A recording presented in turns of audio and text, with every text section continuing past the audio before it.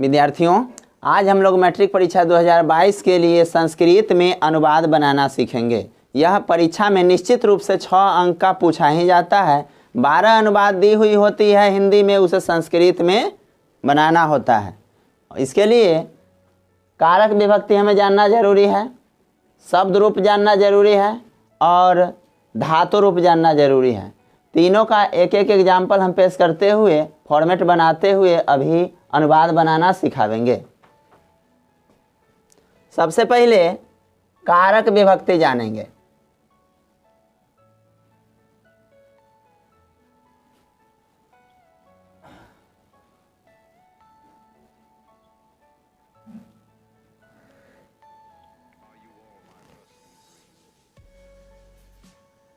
कर्ता का होता है विभक्ति ने, कर्म को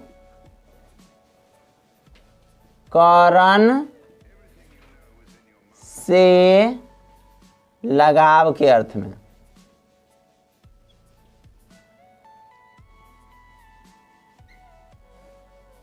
संप्रदान को या के लिए।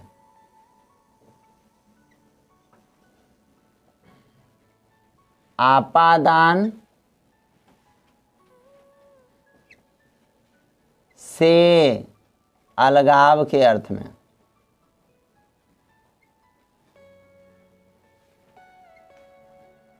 संबंध का के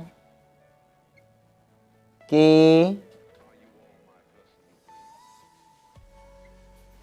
अधिकरण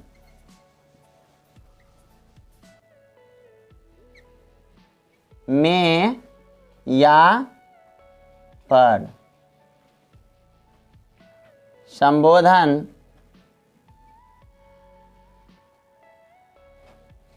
हे, अजी,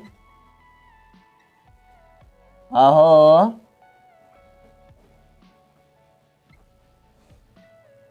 अरे।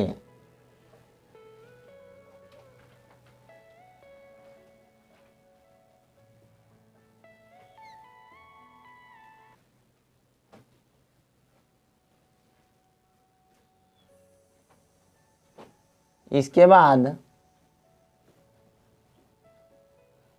शब्द रूप हम जानेंगे। शब्द रूप में बालक शब्द को व्यक्त करेंगे।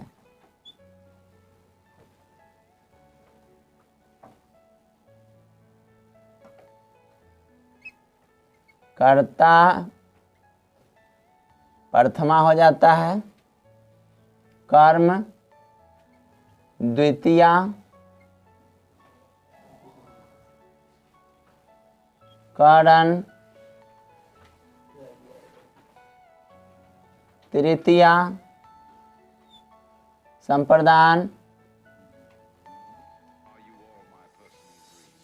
चतुर्थी, आपादान पंचमी, संबंध षष्ठी, अधिकरण सप्तमी,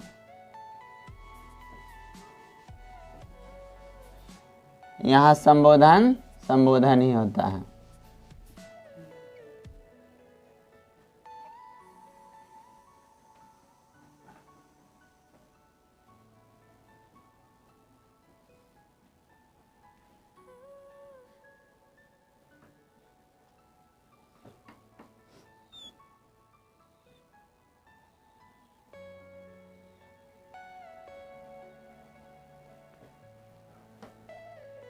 अब यहाँ तीनों वचन को व्यक्त करेंगे।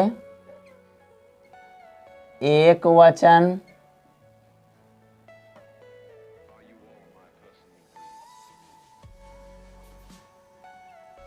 द्विवचन,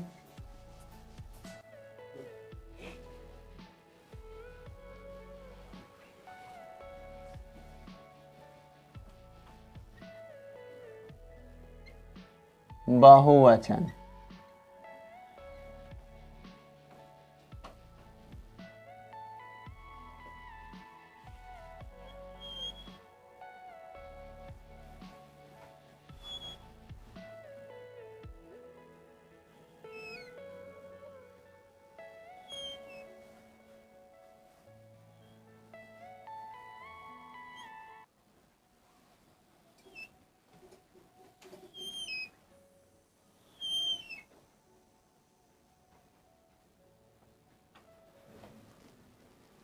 अब बालक शब्द को बैठावेंगे प्रथमा में एक वचन, द्विवचन और बहुवचन, इस रूप में याद करेंगे।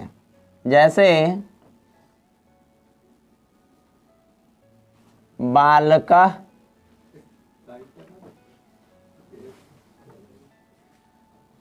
बालकौ,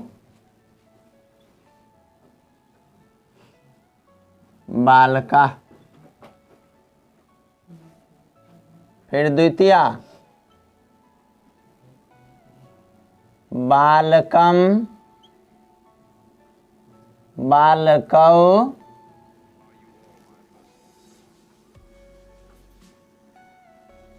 बालकान।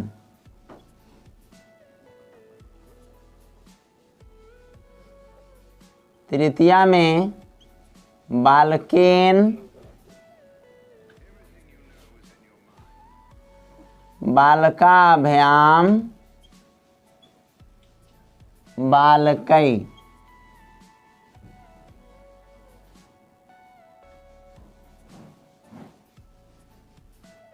चतुर्थी में बालकाए, बालकाभ्याम, बालकेभ्यः।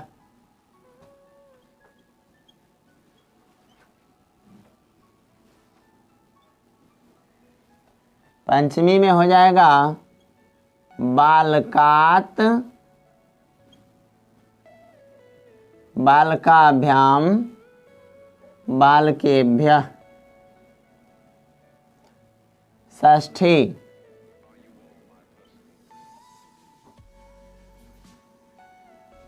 बालकस्य, बालकयो,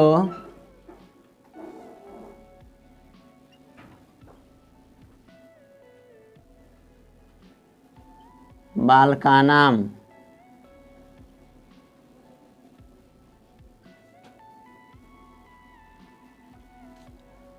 सप्तमी में बालके, बालकयो, बालकेषु।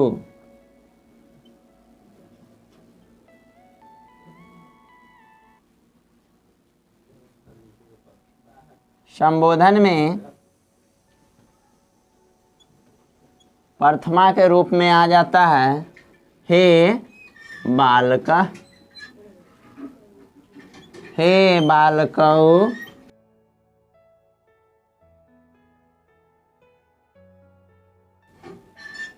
हे बालका।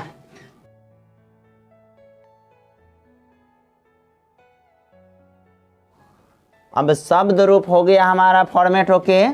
याद करने के तरीका पूछा जा रहा था, तो प्रथमा में हम एक वचन, द्विवचन, बहुवचन, फिर द्वितीया एक वचन, द्विवचन, बहुवचन, इस क्रम में याद रखेंगे।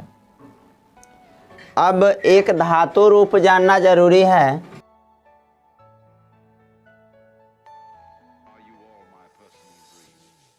कारक विभक्ति, शब्द रूप और एक धातु रूप जानना जरूरी होता है। धातु रूप जानेंगे लट लकार,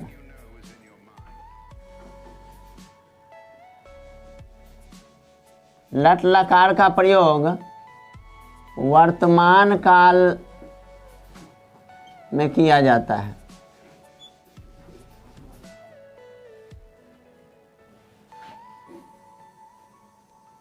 अब इसका फॉर्मेट तैयार करेंगे।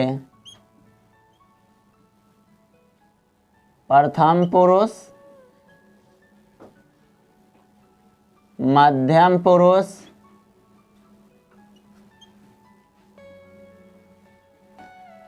उत्तम पुरुष।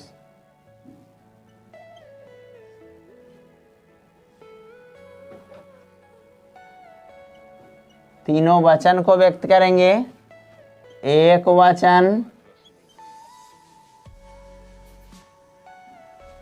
द्विवचन और बहुवचन।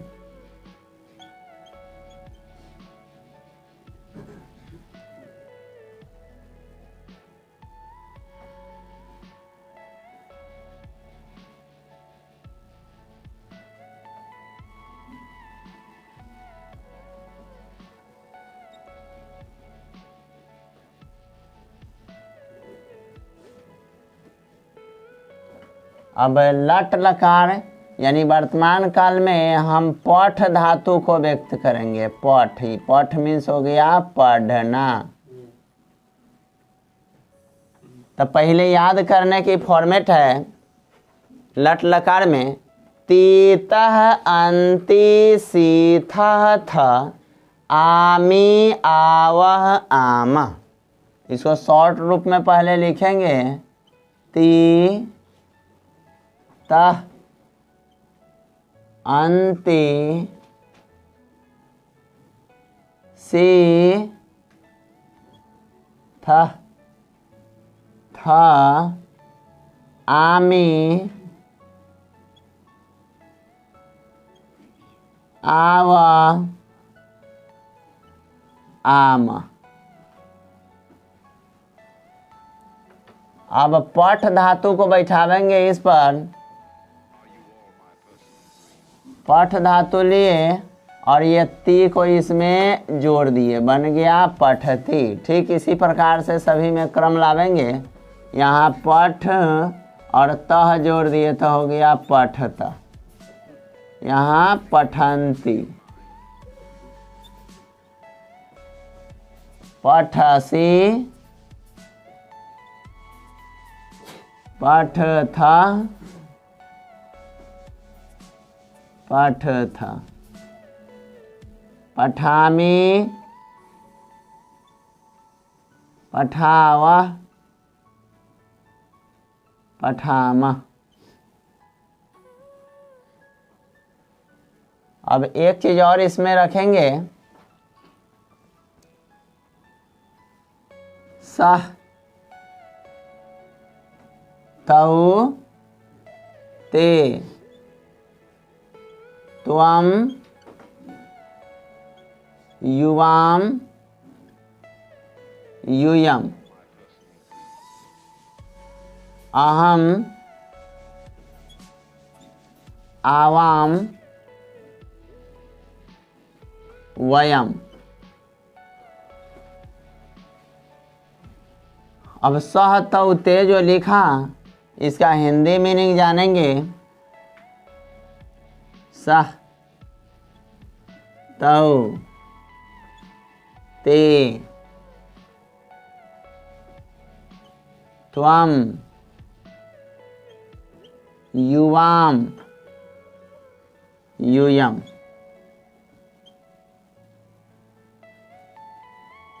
अहम, आवाम, वयम।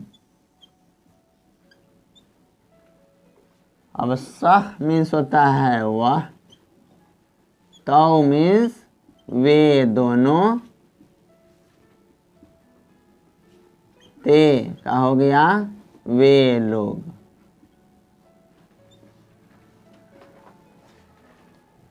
त्वम मीन्स हो गया तुम, युवाम मीन्स तुम दोनों,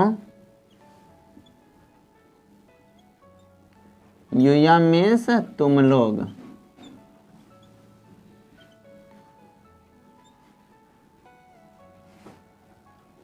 अहम का हो गया मैं, आवाम का हम दोनों, वयम का हो जाएगा हम लोग। अब ट्रांसलेशन बनाना सीखेंगे। जैसे पहला अनुवाद हमने लिया, वह पढ़ता है।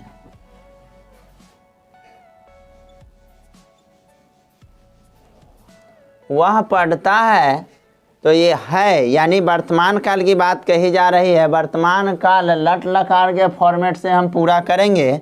वह का संस्कृत होता है सह, तो सह हमने यहाँ लिख दिया। अब सह वाले बॉक्स धातु रूप में आएंगे। सह यहाँ पर मिला, सह के साथ यहाँ पर देख रहे हैं पठ का हो जाता है पठती, तो यहाँ भी लिख लिए पठती, बन गया हमारा ट्रांसलेशन। अब वह, ये कर्ता कारक का हो गया फर्स्ट। दूसरा हम कर्म कारक का प्रयोग करते हैं। वह किताब पढ़ता है, या इसी को कहा जाएगा कि वह किताब को पढ़ता है। दोनों ट्रांसलेशन सेम है। यहाँ को विभक्ति जो है इस वाक्य में छुपा हुआ है। तो वह किताब पढ़ता है या वह किताब को पढ़ता है, कर्ता ने कर्म को, तो यहाँ पर द्वितीय विभक्ति का प्रयोग हो रहा है। हमने कहा कि ये विभक्ति जो लगा हुआ है जस्ट उसके पीछे वाले शब्द में शब्द रूप में परिवर्तन हो जाता है। तो वह का संस्कृत हो गया सह। अब को के पीछे है किताब, तो देखा जाए यहाँ बालक शब्द का हो गया द्वितीय एक वचन में बालकम, तो किताब के संस्कृत होता है पुस्तक। तो जब बालक से हो गया बालकम, तो यहाँ पुस्तक से हो जाएगा पुस्तकम। और सह के साथ पढ़ना के है यहाँ पर पठती। ट्रांसलेशन बनके तैयार हो गया। वह किताब पढ़ता है या वह किताब को पढ़ता है, सह पुस्तकम पठती। अब आते हैं कारण कारक से ट्रांसलेशन लेकर।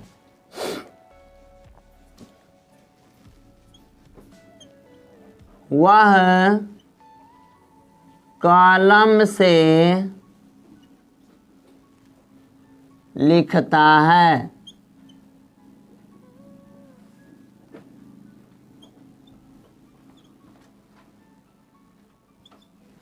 अब यहाँ हम ट्रांसलेशन देखेंगे कि वह कलम से लिखता है, इसमें से विभक्ति है। से हम दो जगह पा रहे हैं, कारण कारक में भी विभक्ति से है और अपादान कारक में भी विभक्ति से है। लेकिन कलम जो हमारे हाथ में है, तो हाथ के साथ उस कलम का लगाव है, इसीलिए लगाव के अर्थ में कारण कारक का हम प्रयोग करेंगे। तो वह का हो जाएगा संस्कृत सह। से के पीछे है कलम, तो कलम के शब्द रूप में परिवर्तन होगा। तो जब तृतीया एक वचन में बालक से हो गया बालकेन, तो कलम से हो जाएगा कलमेन। सह कलमेन। और सह वाले बॉक्स में देख लीजिए, जब पठ का हो गया है पठती, तो लिख का हो जाएगा लिखती। ये भी ट्रांसलेशन पूर्ण हुआ। आगे बढ़ते हैं संप्रदान कारक में।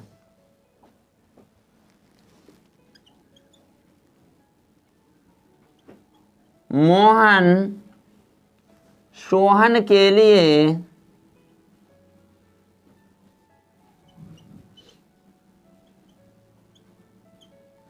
किताब लाता है।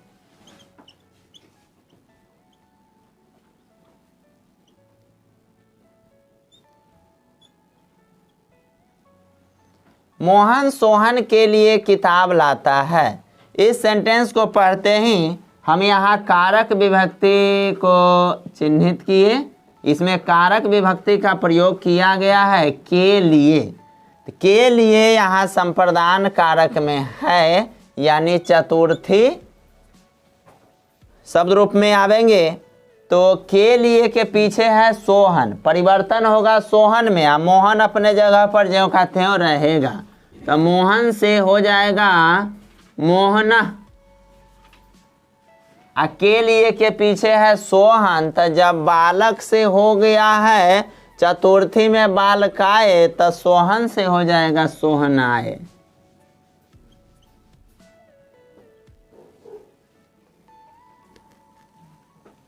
किताब का होता है पुस्तक, तो हो जाएगा पुस्तकम। लाता है तो आनियति। आनता है या लाता है, बोथ आर इक्वल हो गया। अब आते हैं पंचमी में, अपादान कारक। पेड़ से पत्ता गिरता है।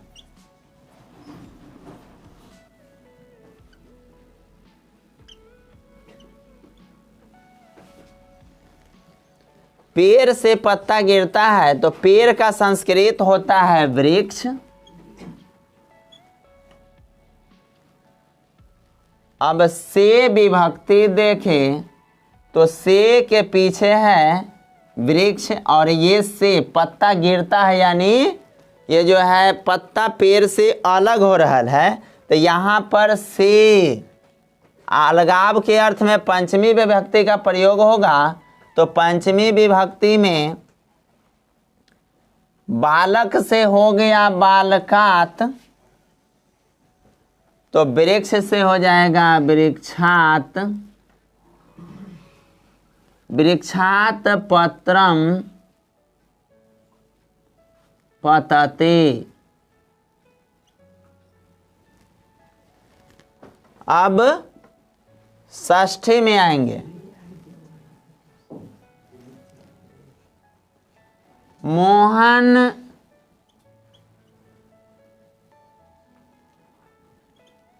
सोहन का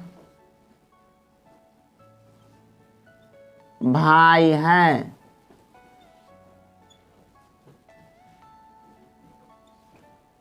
मोहन सोहन का भाई है, तो मोहन तो अपने जगह पर यथावत रहेगा मोहना। का के पीछे है सोहन, तो का विभक्ति यहाँ पता चल चुका है।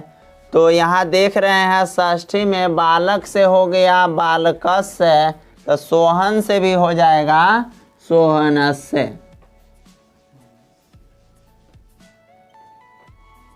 मोहना सोहनस से। भाई का होता है भ्राता, अहयत अस्ति।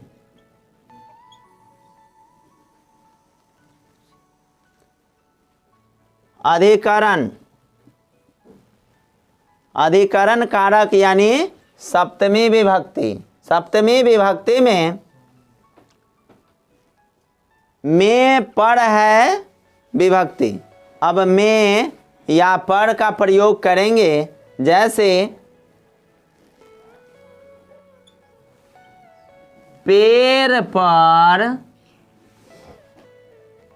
पक्षी है, तब पर यहाँ पर हमको में या पर अधिकरण कारक में हमें विभक्ति पता चल चुका है, और अधिकरण का प्रयोग सप्तमी में होता है।